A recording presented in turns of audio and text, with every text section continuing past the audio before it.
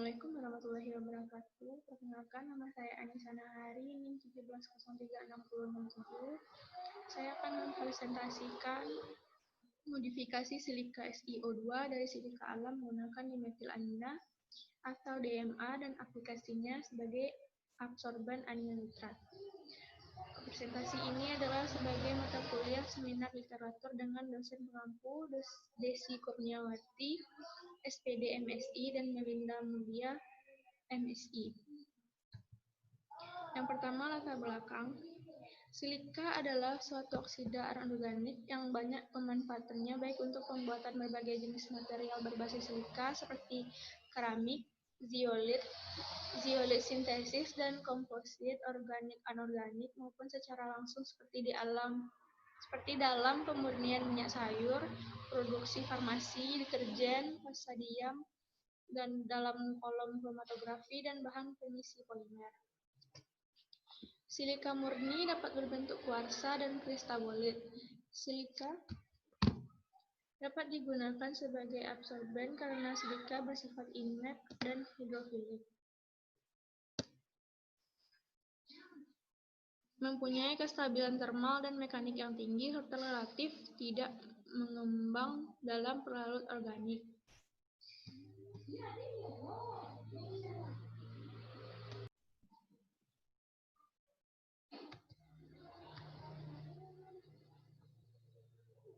Modifikasi dengan penambahan markaptopropyl trimetoksisilan atau MPTS untuk mendapatkan gugus markapto. Modifikasi dengan aminopropyl trimetoksisilan atau APTS untuk mendapatkan gugus amino. Modifikasi dengan chloropropyl trimetoksisilan atau CPTS untuk mendapatkan gugus kloro dan yang bukan peroksisilan seperti asam 1-amino-2-hidroksi-4-neftalena disulfonat digunakan senyawa penghubung hidroksipropyl trimetoksisilan.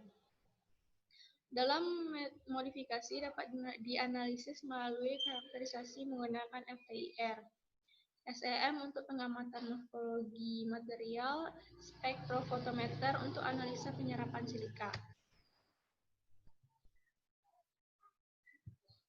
Selanjutnya, rumusan masalah.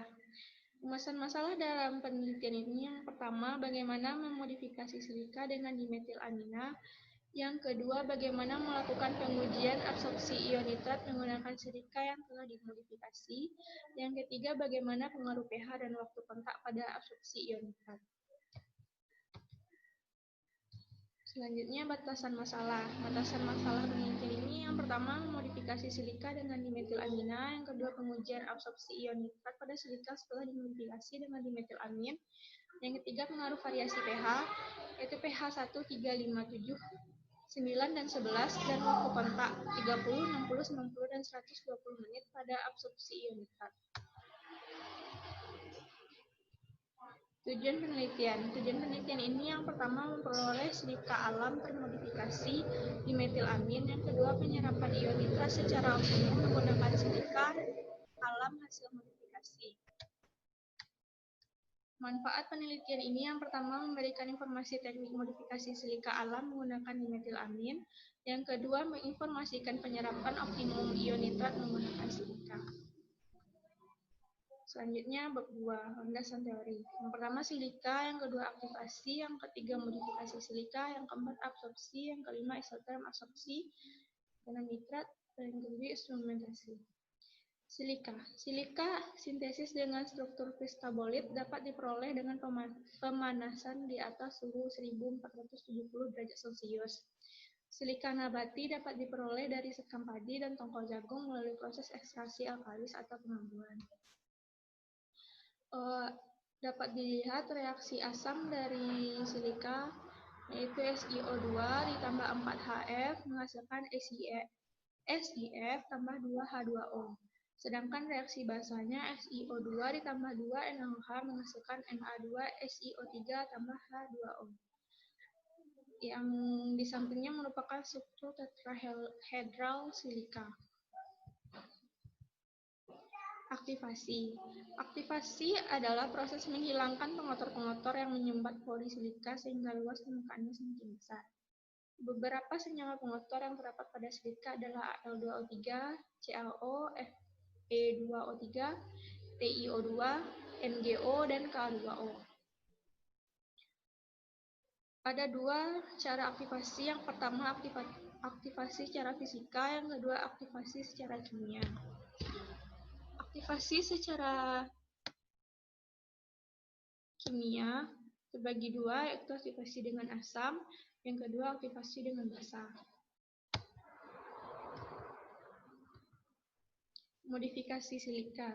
Modifikasi dengan penambahan suatu senyawa pada permukaan silika.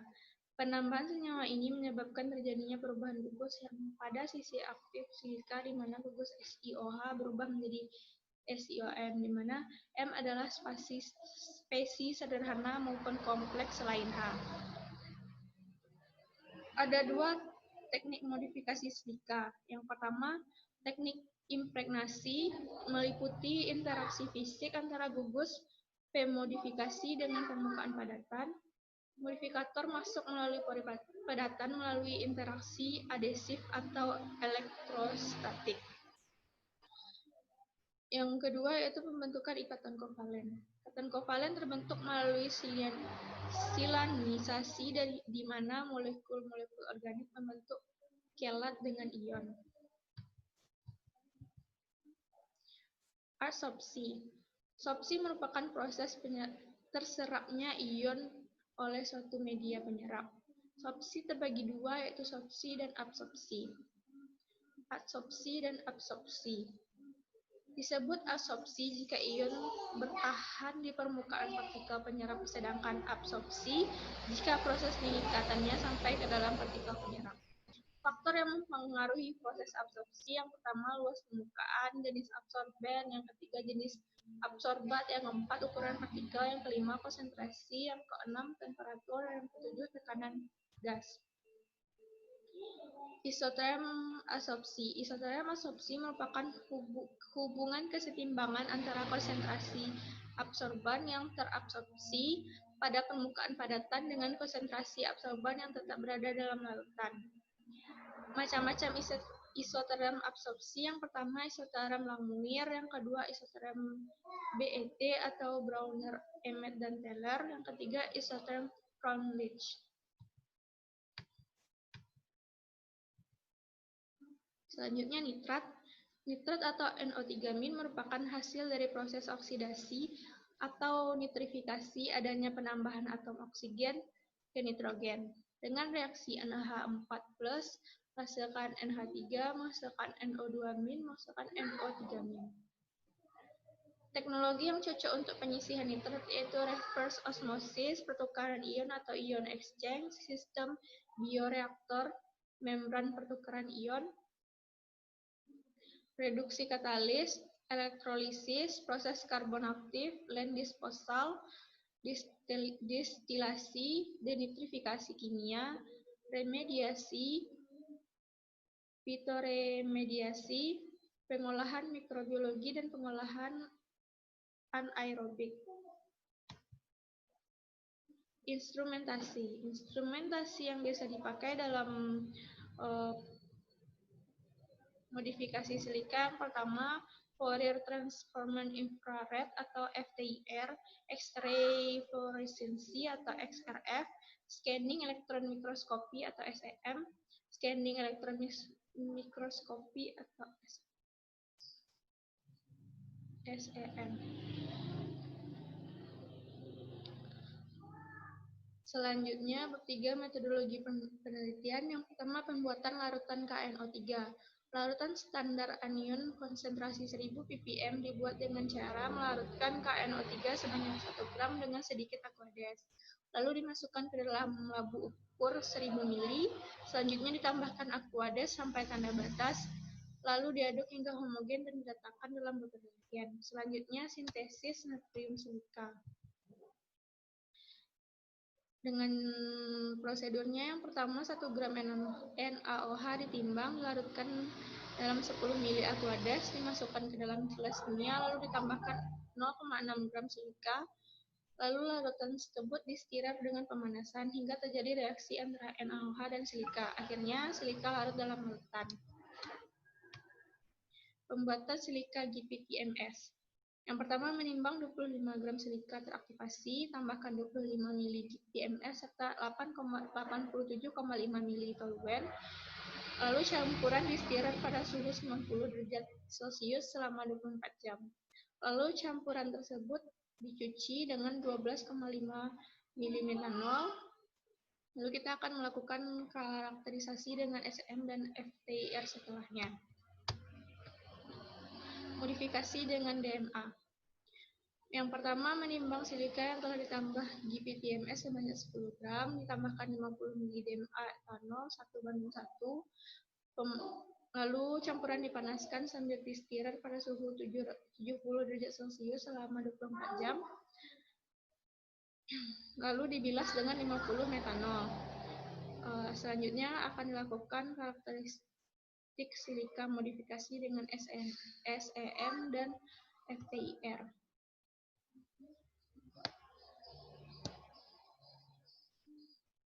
Penentuan absorpsi silika terhadap ion nitrat. Yang pertama, penentuan pH optimum absorpsi silika dengan menimbang sebanyak 1 gram dan menambahkan 25 KNO3 ke dalam ember Meyer yang telah berisi silika, mengatur pH 1, 3, 5, 7, 9, dan 11, kemudian mengaduk menggunakan shaker selama 2 jam dengan kecepatan 150 rpm. Menyaring hingga diperoleh larutan jernih dan mengukur absorpsinya menggunakan spektrofotometer. Yang kedua, penentuan waktu kontak optimum absorpsi silika. Pertama, menimbang 1 gram silika dan memasukkan ke dalam ember 100 ml, menambahkan 25 ml K2PO4 dan mengaduk menggunakan shaker dengan variasi waktu 30 menit, 60 menit, 90 menit, hingga 120 menit pada 150 rpm. Lalu menyaring dengan tersaring Batman hingga diperoleh larutan jernih, mengukur penyerapannya menggunakan spektrofotometer. Isoterm absorpsi ion nitrat pada silika. Pertama, isoterm absorpsi silika sebelum dimodifikasi. Kita akan menimbang 1 gram silika sebelum dimodifikasi sebanyak 5 buah serta menambahkan masing-masing 25 ml K2PO4 dengan konsentrasi 5 ppm, 10 ppm, 15 ppm, 20 ppm, dan 25 ppm ke dalam ember 100 ml. Mengaduk masing-masing campuran menggunakan shaker selama 2 jam. Menyaring campuran dengan kertas saring dan menghitung absorpsi ion nitrat menggunakan spektrofotometer. Isoterm absorpsi silika setelah dimodifikasi. Menimbang 1 gram silika setelah modifikasi sebanyak 5 buah serta menambahkan masing-masing 25 ml KH2PO4 dengan konsentrasi 5 ppm, 10 ppm, 15 ppm, 20 ppm, dan 25 ppm ke dalam ember 100 ml. Mengaduk masing-masing campuran menggunakan shaker selama 2 jam, menyaring campuran dengan kertas saring dan menghitung absorpsi ion nitrat menggunakan spektrofotometer. Yang selanjutnya, bab 4, penutup. Pertama, pembahasan. Modifikasi silika diawali dengan mengaktifasi silika yang akan dimodifikasi dengan tujuan mengeluarkan dan menghilangkan molekul air yang berikatan dengan glukosilano atau ICOH melalui ikatan hidrogen sehingga glukosilano pada silika siap untuk berikatan secara kovalen dengan fungsi organik pada suatu senyawa.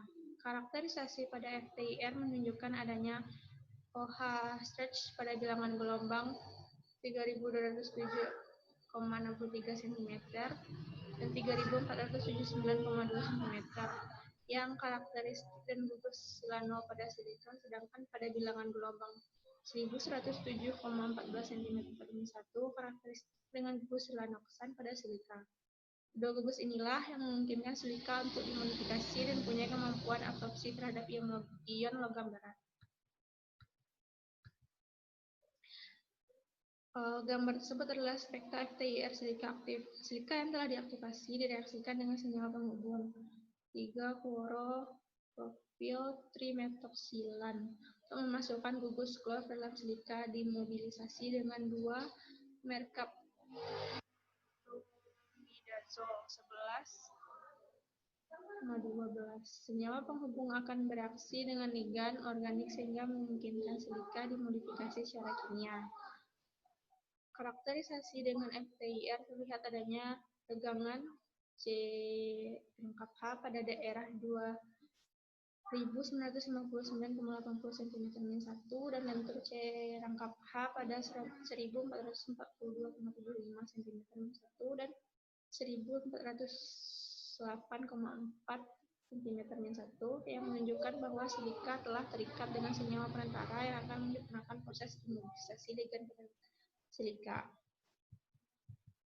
Nitrat yang memiliki ion stabil dengan kelembapan tinggi sehingga jika menggunakan pengolahan air yang konvensional dalam pengisian nitrat sulit untuk dilakukan. Teknologi yang cocok untuk pengisian nitrat yaitu reverse osmosis, pertukaran ion atau ion exchange, sistem bioreaktor membran, pertukaran ion, reduksi katalis, elektrolisis, proses karbon aktif, land disposal, distilasi, denitrifikasi kimia, remediasi, fitoremediasi, pengolahan mikrobiologi, dan pengolahan anaerobik. Oleh sebab itu, silika yang berikatan dengan GTMS sangat berperan dalam penyerapan anion nitrat. Berdasarkan grafik, semakin tinggi pH atau semakin basah suatu larutan, ion logam yang terserap semakin banyak dan mencapai puncaknya pada pH 9. Pada pH optimum atau pH 9, kapasitas absorpsi silika adalah 0,2731 mg ion. Kesimpulan, silika dapat dimodifikasi dengan dimetalamina atau DMA melalui proses imobilisasi dengan menggunakan reaksi silan.